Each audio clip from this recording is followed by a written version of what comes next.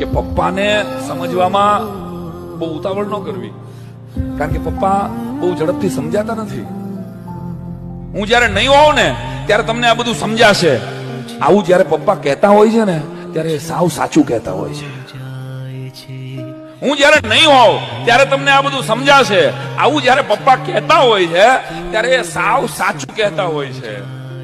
પપ્પાના ચશ્મા દુનિયાના ઝાડા ઝઘડા ખાડા વધારે ચોખ્ખા દેખાય છે.